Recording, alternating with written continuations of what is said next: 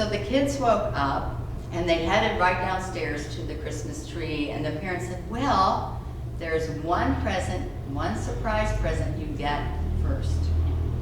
And so they said, it's in the guest room. And the kids ran into the guest room and they saw this lumpy duvet on top of the bed. And they were wondering, do you think it's a dog? Could it be 2 bicycles? What do you think it is? And so they lifted up the covers, and there were their uncles. And Trey said they screamed, our uncles are here, our uncles are here, and just swarmed over them with love and hugs and kisses.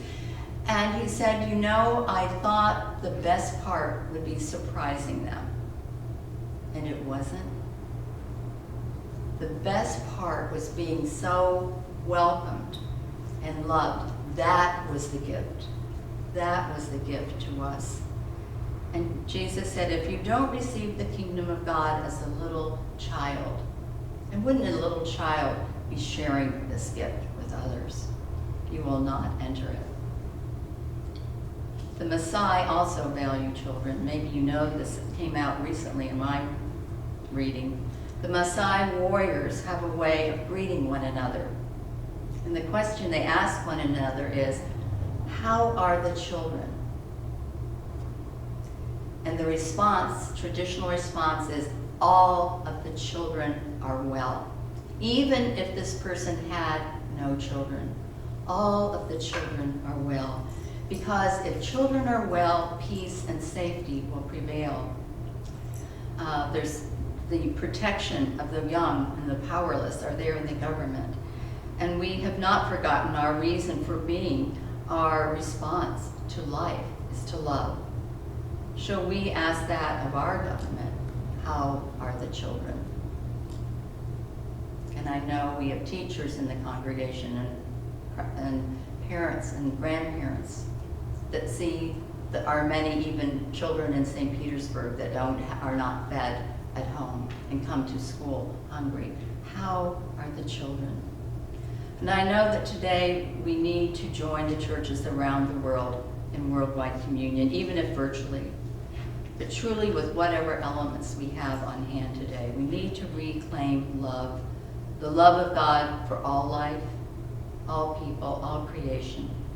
I think with the climate change crisis right now, perhaps the earth, Mother Earth, is one maternal thing that we can all come together on, I would hope, to start taking steps to be the people of God, to step off this threshold of saying, well, we're in a hard time. Well, it's COVID. Well, the government is at crossroads. It's not getting anywhere.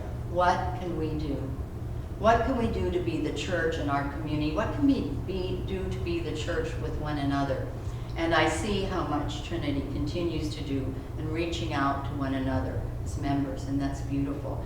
And I'm so looking forward to seeing you all this next week on our meet and greet on Wednesday.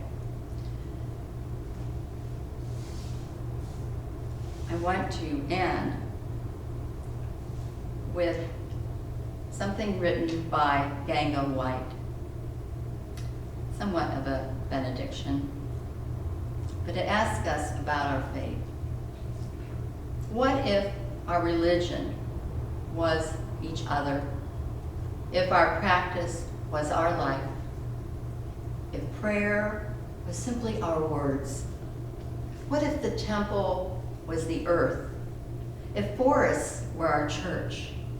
If holy water, the rivers, lakes, and oceans? What if meditation was our relationships? If the teacher was life? If wisdom was self-knowledge? If love was the center of our being? May it be so.